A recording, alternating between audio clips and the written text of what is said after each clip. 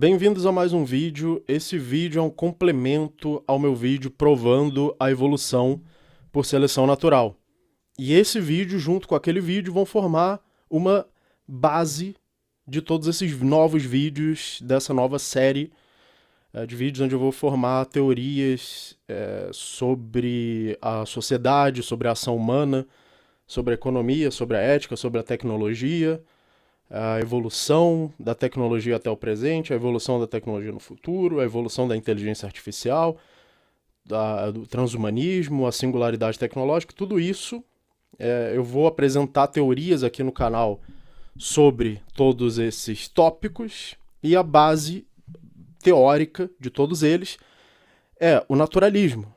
A base mais teórica aqui de todas as teorias que eu vou apresentar é uma base naturalista.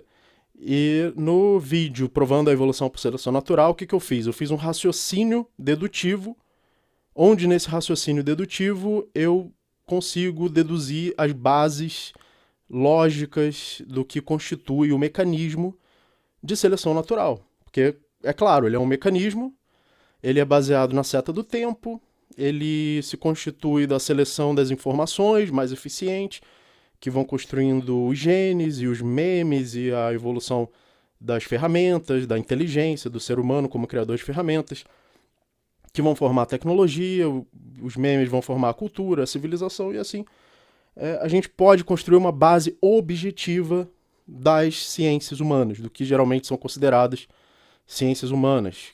E isso é uma coisa que o Mises, o Ludwig von Mises, também era um dos maiores objetivos dele, por exemplo, na ação humana. Construir uma teoria lógica que explicasse a ação humana e que servisse como base da economia, que era considerada uma ciência humana, e ele queria dar uma base ali lógica para isso, né? Uma base racionalista. Também é isso que eu estou tentando fazer aqui, só que eu estou tentando fazer isso baseando tudo isso no naturalismo, ao contrário de Mises, que baseou tudo isso no subjetivismo, porque ele partiu do princípio do sujeito, do indivíduo que age. Eu não estou aqui para negar a praxeologia misesiana, mas estou aqui para oferecer uma base naturalista. Não precisar me basear no sujeito, mas em princípios mais fundamentais da realidade que são naturais, da própria natureza. Nesse vídeo eu vou oferecer a base epistemológica, né? Se você está tentando fazer uma teoria racionalista, uma teoria que vai usar o método dedutivo, método de dedução lógica para formar bases lógicas, uma estrutura lógica, por exemplo, do mecanismo de seleção natural, de como esse mecanismo constrói a ordem, por exemplo, do indivíduo inteligente, de uma inteligência capaz de aprender, de uma inteligência capaz de manipular recursos, criar ferramentas, criar linguagem proposicional, a civilização, a sociedade, o mercado, a tecnologia, e assim criar uma estrutura racional, dedutiva, de como entender tudo isso, e de uma forma que evite o subjetivismo, que evite basear o entendimento da realidade, incluindo a realidade civilizacional, em bases totalmente subjetivas, mas o que eu estou buscando aqui são bases totalmente objetivas, e por isso naturais. Qual é a fundação epistemológica de tudo isso? Então é isso que eu vou analisar aqui. Então esse vídeo é sobre epistemologia. Para fundamentar um conhecimento sólido e racional da realidade, dessa forma como nós estamos nos propondo aqui, é importante esclarecer as bases epistemológicas desse entendimento. E para isso nós vamos começar pela distinção entre racionalismo e empirismo, que é uma das distinções mais importantes da história da filosofia e da história da epistemologia. O empirismo, que é um movimento filosófico caracterizado pela priorização da experiência, o empirismo acredita que todo conhecimento surge da experiência ou se baseia na experiência, ou que o conhecimento baseado na experiência é o mais fundamental. Então, a fonte mais fundamental de conhecimento do ser humano seria a experiência, de acordo com o empirismo. Então você precisaria de dados.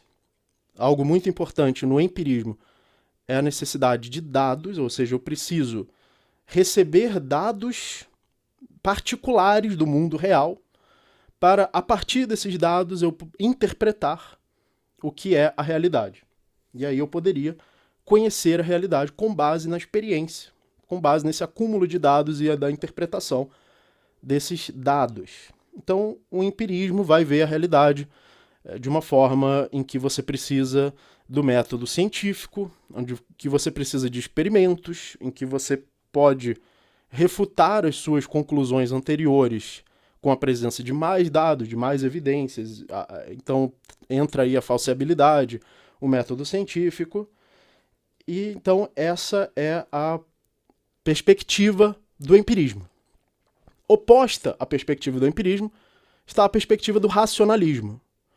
O racionalismo oposto ao empirismo diz que nós, para conhecer a realidade, precisamos do método mais básico da razão, não da experiência, de dados, mas da razão e da lógica e da dedução. Então, o racionalismo vai dizer que a forma mais fundamental de conhecimento, ou a forma mais importante de conhecimento, ou até mesmo um racionalista muito radical diria a única forma possível de conhecimento, é pela dedução. Eu preciso da dedução lógica. Então, por exemplo, Descartes foi um racionalista. O que ele queria fazer? Uma dedução lógica. Duvido, logo penso, logo existo, logo sou o res cogitans, a mente. E existe uma forma de racionalismo, que é uma forma dogmática, onde eu ignoro os dados da realidade e tento partir apenas da dedução, apenas do entendimento da realidade baseado na razão, e aí eu vou ter um entendimento metafísico, abstrato, independente dos dados da realidade para conhecer a realidade. Então existe essa forma de racionalismo que nós podemos chamar de racionalismo dogmático. O racionalismo que vai transformar essas deduções e essas conclusões que ele parte da dedução pura e da lógica como praticamente verdades absolutas, verdades dogmáticas, como Descartes. Descartes parte da dúvida, mas ele apenas parte da dúvida como premissa, ele quer chegar em certezas. O objetivo do Descartes é chegar em certezas, e o objetivo do racionalismo dogmático como um todo é chegar em certezas. Então, o empirismo e o racionalismo ambos têm suas fraquezas. Se por um lado as fraquezas do racionalismo é esse dogma, ou até uma forma de subjetivismo, onde, por exemplo, Descartes parte de estados subjetivos para deduzir a realidade. O problema de ele fazer isso é que esses dados não são objetivos, eles dependem do sujeito, dependem de uma realidade que pode ser particular do sujeito Descartes, mas ele toma essa realidade como absoluta e universal, e não como particular. Então isso é um problema, um dos problemas do subjetivismo. O subjetivismo é algo bem problemático que vai acarretar em vários problemas, esse é um deles. O empirismo, por sua vez, ele tem um problema chamado problema da justificação última. Porque o que acontece?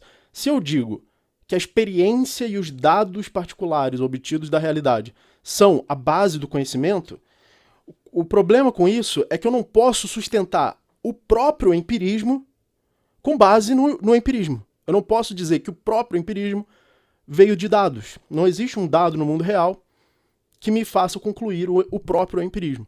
Então eu não posso olhar para uma paisagem e aí cavar um buraco e olhar com um microscópio e ver o empirismo, ver que todo conhecimento vem de dados e experiência. Mas se o próprio empirismo é um conhecimento, ele é um conhecimento epistemológico, um conhecimento sobre como conhecer, e ele não pode vir de dados e experiências, isso significa que o próprio empirismo se auto-refuta. O próprio empirismo é falso com base no seu próprio critério de como induzir que algo é verdadeiro ou falso. O empirismo vai lidar mais com o método da indução do que da dedução. Ou seja, baseado em dados e baseado na experiência, e não na lógica. A lógica para o empirismo não é suficiente. Ela pode estar presente na nossa interpretação, mas ela não seria suficiente para conhecer qualquer coisa. Então, o empirismo tem esse problema, o problema de ele próprio se auto-refutar, dele não poder ser sustentado pela sua própria premissa, pelo seu próprio critério. E o problema da justificação última. Portanto, porque como não existe uma justificação do próprio empirismo, você vai justificar cada interpretação de dados em outra interpretação de dados e outra interpretação e caindo assim numa regressão infinita. Você não pode ter uma base fundamental do empirismo. Ele é só um conjunto de interpretações e essas interpretações não se sustentam em nada. Elas se sustentariam no próprio empirismo, mas ele próprio não se sustenta a si próprio. Já o racionalismo, especialmente o racionalismo dogmático, ele pode levar a sérios problemas como o subjetivismo, é o problema de você se basear no sujeito para fazer suas deduções, e na verdade esse sujeito não é algo objetivo, universal ou natural, mas sim algo particular, e você está tomando essa particularidade como universal. E mesmo que seja universal, fica misterioso você saber de onde está vindo essa dedução abstrata, que não é baseada em nenhum dado. O sobrenaturalismo, que é quando as deduções racionalistas deduzem, por exemplo, a existência de uma alma, a existência de entidades sobrenaturais, e essas entidades sobrenaturais, existe ali algum salto nessas deduções, né? Porque a dedução do ser humano não é perfeita, você pode fazer deduções lógicas, mesmo que o racionalismo seja verdadeiro, mas você pode fazer deduções erradas e chegar em conclusões mágicas, sobrenaturais, um Deus das lacunas para explicar aquilo que você não quer criar uma teoria sólida ou naturalista para explicar, né? Então o grande contraste aí vai ser com o naturalismo, né? Então esse é o problema do racionalismo dogmático, é o próprio fato dele ser dogmático, o fato dele poder chegar em conclusões sobrenaturalistas e o fato dele poder chegar em conclusões subjetivistas. Outro problema é não poder provar os seus próprios axiomas, porque se o racionalismo parte de premissas básicas para fazer sua dedução, você não pode fazer uma dedução sem premissas. Você precisa de premissa número 1, premissa número 2 e conclusão.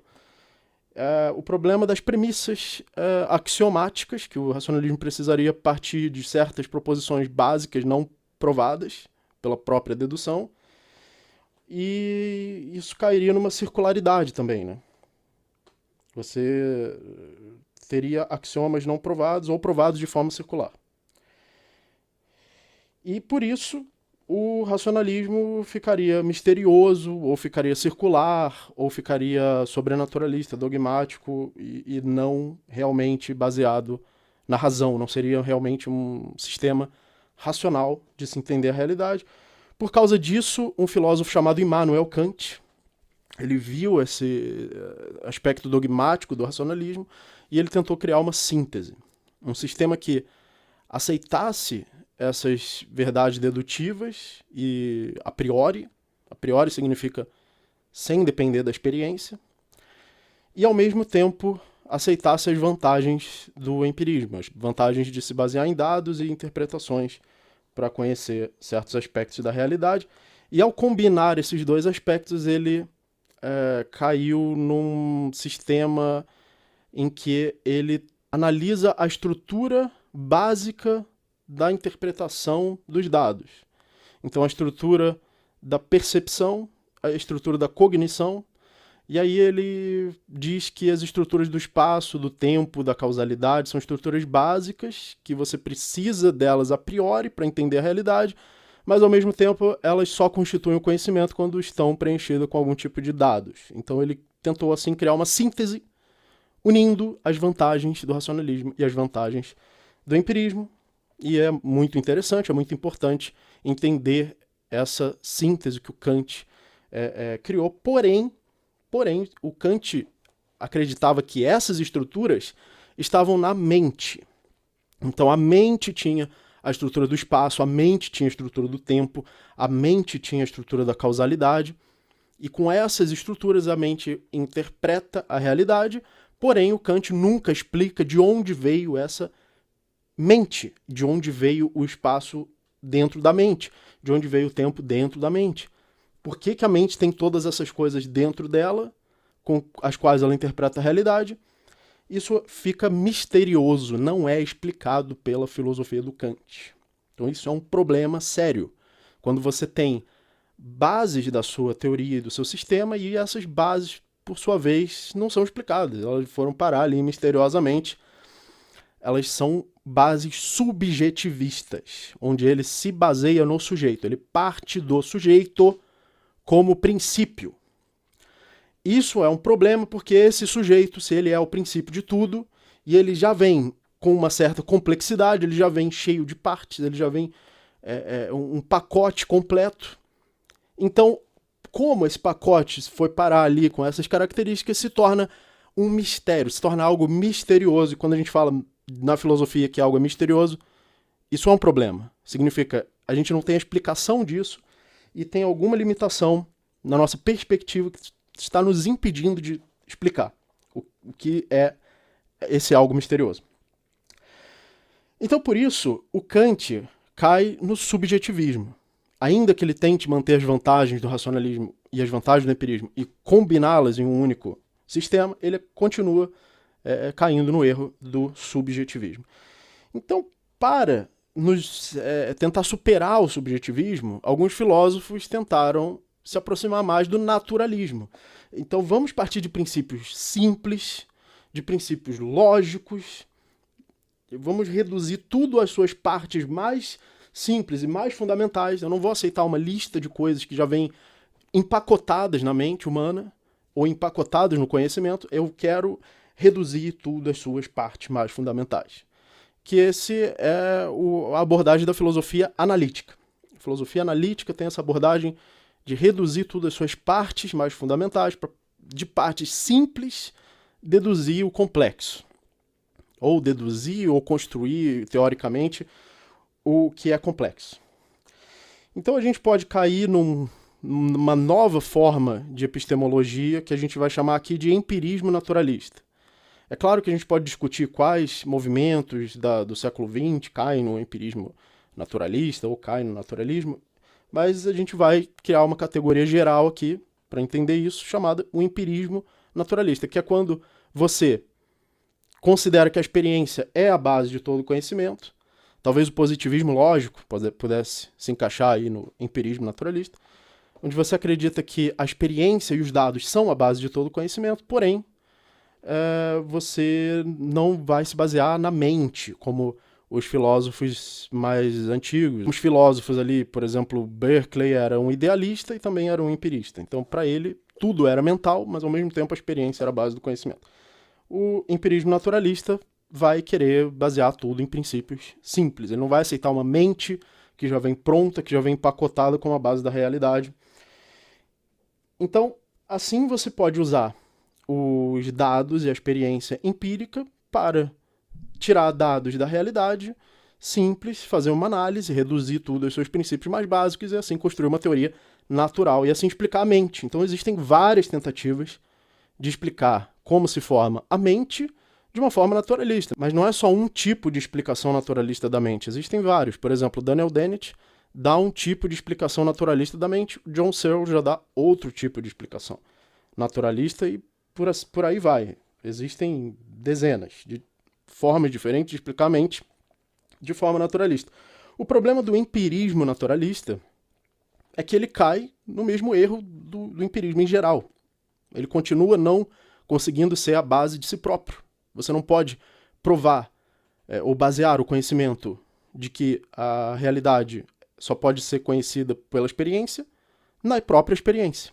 Além disso, o empirismo também tem dificuldade de explicar o sucesso das ciências dedutivas, como a lógica e a matemática, em que elas têm sucesso em explicar muitos aspectos da realidade e elas não são derivadas da experiência. Você não depende da experiência sensorial de dados sensoriais para fazer matemática ou para fazer lógica, porque a estrutura da lógica e da matemática são dedutivas. Então, o empirismo ele falha em explicar como que a lógica e a matemática podem explicar e são essenciais e necessários para explicar a realidade se todo o conhecimento deveria vir da experiência, ou a experiência deveria ser a base de todo o conhecimento. Então, apesar do empirismo naturalista, de formas naturalistas de empirismo, serem uma boa tentativa de superar o subjetivismo, tanto do subjetivismo da filosofia do Kant, quanto o racionalismo e o empirismo subjetivistas,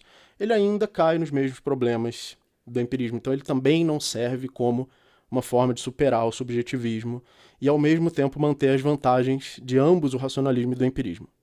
Para que a gente possa reduzir a realidade aos seus elementos mais básicos e usar a lógica, ou a lógica e a matemática, para construir uma estrutura básica para se entender as bases da realidade, de forma naturalista, de forma a superar o subjetivismo e a poder construir o sujeito com base em princípios objetivos, a gente não pode fugir do naturalismo. A gente não pode fugir de que a lógica e a matemática parecem ser a base de toda a interpretação da realidade. Mesmo que a gente não tenha uma lista de categorias, como as categorias kantianas, a gente precisa, no mínimo, ter a lógica. Não dá para você interpretar a realidade sem a lógica. Eu vou ignorar a lógica, vou interpretar a realidade sem a lógica, e aí eu vou construir a lógica com base em outra coisa, com base em dados. Vamos juntar os dados aqui. Saiu uma lei da lógica, saiu a lei da identidade, saiu a lei da não contradição. Não. Você primeiro tem as leis da lógica pressupostas, e aí quando você pressupõe a lógica, aí sim você pode começar a interpretar a realidade, incluindo os dados. Tanto a realidade estruturalmente, eu quero conhecer estruturas da realidade que são universais, ou que eu tento chegar nessas estruturas universais, que, por exemplo, não apenas a filosofia tenta fazer isso, a física também tenta. A física tenta chegar em leis da física, tenta chegar em modelos de partículas, modelos do espaço-tempo, modelos físicos que explicam a realidade física de uma forma que se aplique a toda a realidade física. E se não se aplicar a toda a realidade física, é porque existe um limite aí nessa teoria, e ela ainda não é a teoria geral, a teoria de tudo, né? Existe um problema hoje na física que é, por exemplo, unificar a relatividade e a mecânica quântica, e talvez assim chegar a uma teoria de tudo, mas ainda não se chegou nessa teoria. Existem algumas teorias aí que podem evoluir para ser aceitas dessa forma, mas ainda não chegaram nesse ponto. De qualquer forma, essas teorias também precisariam se basear na lógica e matemática. E por isso a gente chega numa outra perspectiva, que é o racionalismo naturalista. O racionalismo naturalista, ele mantém a base do conhecimento da realidade na razão, na lógica, em estruturas lógicas. A realidade tem como base a lógica e ela tem, portanto, uma estrutura lógica. Essa estrutura deveria poder ser conhecida por dedução, mesmo que a gente não tenha ainda essa dedução. Talvez a humanidade não seja tão boa assim em fazer deduções. Talvez nós somos péssimos usuários da lógica. A gente pensa um monte de teorias erradas. Historicamente, não tem como negar que a humanidade pensou muitas teorias erradas, e a gente pode estar pensando nessas teorias erradas até hoje. Mas o racionalismo naturalista diz que a realidade tem uma estrutura lógica, mesmo que a gente não conheça ela ainda. Então, isso resolve os problemas do empirismo naturalista, porque permite que a realidade parta de princípios lógicos, de uma teoria consistente, que não refuta a si própria, como o empirismo, e ao mesmo tempo permite o aprendizado e o conhecimento por dados empíricos. Afinal, esses dados também dependem da lógica para ser interpretados, então isso não contradiz o racionalismo. O fato de você estar conhecendo a realidade ou usando dados empíricos para ajudar você a conhecer a realidade não contradiz o naturalismo, já que a lógica e a matemática são a base dessas interpretações empíricas. Então as interpretações empíricas também dependem de uma estrutura a priori lógica e, portanto, o racionalismo permite essas interpretações empíricas. Então, dessa forma, o racionalismo naturalista, ele permite que você quebre todas as estruturas da realidade nas suas partes mais simples, para que a partir dessas partes simples você faça deduções e assim você possa conhecer a estrutura da realidade, as leis da realidade, as leis da física. Então o racionalismo naturalista é totalmente compatível com a física. A forma como os físicos fazem física hoje é completamente compatível com o racionalismo naturalista, e ele também é compatível com um sistema filosófico que explica a realidade, por exemplo, social, a realidade da civilização, a realidade da tecnologia, a realidade econômica, a realidade ética, com base em princípios lógicos e naturais. Isso é algo que é bem compatível com a escola austríaca. É o que Mises tentou fazer, só que Mises tentou fazer isso de uma forma subjetivista, partindo do princípio do sujeito. Então, eu estou partindo do princípio da natureza, de princípios objetivos, princípios naturais. E esse sujeito ele precisa ser construído também com base nesses princípios naturais. Então, eu não estou aqui negando a praxeologia. Eu quero usar esses princípios naturais e, com base em princípios naturais e objetivos, construir a ação humana. Dizer, a ação humana é feita desses elementos aqui, disso, que partem dos mecanismos naturais dessa forma, e assim pronto. A gente pode construir a praxeologia não de uma forma misteriosa, subjetivista, mas de uma forma naturalista. Pronto, a estrutura da ação humana é lógica, é a priori, é dedutiva. Isso não é pseudociência, eu não estou inventando isso. Não é fantasia, não é crença. É lógica, estruturas lógicas da realidade. Só que não com uma base misteriosa e subjetiva, mas sim com uma base objetiva. O racionalismo naturalista não exige que se conheça as leis de forma perfeita. Eu não preciso de verdades dogmáticas absolutas, como os racionalistas dogmáticos querem chegar em verdades inquestionáveis, absolutas. É uma dedução infalível. Não é isso que o racionalismo naturalista propõe.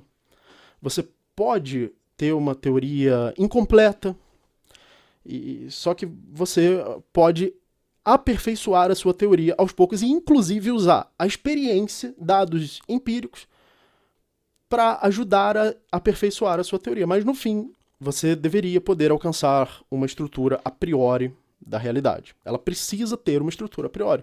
Senão, você não pode ter a realidade e nem a interpretação da realidade. Então, por exemplo, a física. Hoje, existe a relatividade, existe a mecânica quântica, só que não existe ainda uma teoria física que unifique a relatividade e a mecânica quântica. Mas os físicos pressupõem que é possível alcançar essa teoria. Eles estão tentando alcançar essa teoria.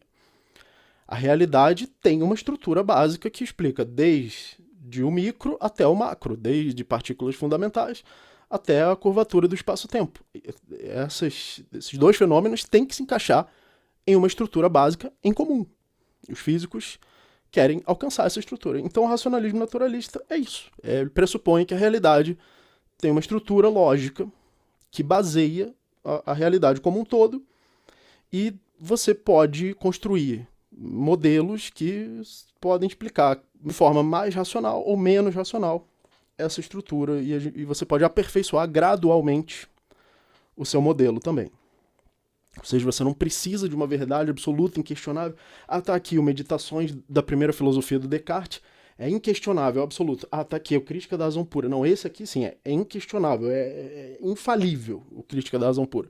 Você não precisa de um sistema perfeito, infalível, mas você pode aperfeiçoar gradualmente o seu entendimento estrutural da realidade por meios dedutivos. Ao contrário do racionalismo dogmático e da filosofia kantiana, o racionalismo naturalista baseia o próprio sujeito em princípios naturais. Porque o sujeito é complexo, uma mente é complexa, tanto que até no Kant ela tem uma série de categorias, a categoria do espaço, do tempo, da causalidade, enfim, e assim por diante. Para o racionalismo naturalista, essas estruturas precisam partir de princípios simples em comum. A realidade não pode vir empacotada e ser indecifrável. Ela precisa ser redutível a princípios simples em comum, que formem a estrutura a priori da realidade como um todo. Não apenas da mente, não apenas da ação humana, não apenas da linguagem, mas da realidade como um todo. A lógica, por exemplo, é uma estrutura da realidade como um todo. Tanto da realidade semântica, as proposições verdadeiras têm que ser consistentes de forma lógica, mas os fatos, aquilo ao que as proposições estão se referindo, a denotação das proposições, também precisa se adequar à lógica, tanto quanto as próprias proposições. Então, os fatos e as proposições, o verdadeiro e o real seguem a mesma lei, lei da lógica. Então, dessa forma, existem certos princípios dedutivos, racionais e lógicos da realidade como um todo e também do entendimento, também da percepção. Tanto o entendimento, quanto a percepção, quanto os fatos, quanto a realidade, tem que se basear nos mesmos princípios fundamentais. Isso também acaba com essa separação misteriosa no Kant entre fenômeno e númeno. Porque para o Kant, se as estruturas da realidade estão na mente, o espaço, o tempo, a causalidade estão todos na mente, a realidade fora da mente não pode ser conhecida. Tudo que a mente conhece é a percepção dela própria. Isso também é misterioso, é uma forma de subjetivismo, dogmatismo. E isso é superado pelo racionalismo naturalista, por reduzir toda a realidade, o entendimento, a percepção e os fatos aos mesmos princípios fundamentais. Como o conhecimento nada mais é do que a justificação de proposições, eu estou justificando por que certas proposições são verdadeiras, por que certas afirmações que eu faço são verdadeiras, essa justificação é feita com base na sua perspectiva epistemológica, então a gente vai fazer só uma observação sobre a semântica em si. O que é uma proposição? Uma proposição é algo que carrega um valor verdade. É o tipo de objeto que carrega um valor verdade, que pode ser verdadeiro ou falso. Essa camisa não é verdadeira ou falsa, porque ela não está afirmando nada. Mas uma proposição, o copo está em cima da mesa, é verdadeiro ou falso. Se tiver um copo ali na mesa, essa proposição é verdadeira, se não tiver, ela é falsa. Então, para que nós tenhamos uma epistemologia naturalista e objetiva, as proposições também não podem surgir misteriosamente do sujeito. Então, também não pode existir um subjetivismo semântico. Precisa existir uma forma de naturalismo semântico. Então, esse naturalismo semântico, mais uma vez, pode vir de uma forma empirista, de uma forma baseada, por exemplo, na pragmática, nas particularidades do ser humano, da espécie humana, ou na sociedade, mas dessa forma nós só poderíamos sustentar o empirismo, porque se nós basearmos a semântica em particularidades, nós também vamos ter uma epistemologia baseada em particularidades, ou seja, baseada em dados e na experiência. Nós precisamos de uma epistemologia objetiva e capaz de conhecer a realidade de forma dedutiva e a priori. E para isso, a semântica que eu estou propondo aqui, que eu estou pressupondo aqui, é de que as proposições são objetos abstratos. Então, as proposições são como os números, como as operações matemáticas. Elas são abstratas, elas são independentes da mente humana. 1 mais 1 é igual a 2, independente da mente humana. Da mesma forma, a lógica, independente da mente humana. Independente do conteúdo da minha mente, a lógica continua sendo a mesma, ela não vai mudar por causa da mente humana, das particularidades da espécie humana. E da mesma forma, as proposições e o fato delas serem verdadeiras ou falsas também é independente da mente humana. Ou seja, a verdade é objetiva. Nós estamos tratando a verdade como sendo objetiva e independente da mente humana, e as proposições como sendo objetos abstratos, assim como os objetos da matemática. Então, para finalizar, para que serve o racionalismo naturalista? Serve para permitir que nós criemos modelos lógicos de como entender como a realidade funciona em diferentes âmbitos, especialmente nos âmbitos da civilização, da economia. Então, podem existir princípios básicos da economia, leis básicas da economia, podem existir princípios básicos de o que a seleção natural tende a produzir ao longo do processo de seleção natural. A gente pode, assim, construir uma teoria de um processo histórico, de entender as diferentes etapas do processo histórico. A gente pode entender, potencialmente, as ciências humanas com bases objetivas, assim evitando o relativismo. A gente pode superar o relativismo, saber que certas ideias são falsas, saber que certas ideias são verdadeiras em relação à ética, à economia, à ação humana e assim por diante. E em relação à praxeologia misesiana, a gente pode tentar construir uma base naturalista para a praxeologia misesiana, que isso é algo que eu vou tratar nos próximos vídeos. Então espero que vocês tenham gostado, coloque seus comentários, muito obrigado e até a próxima.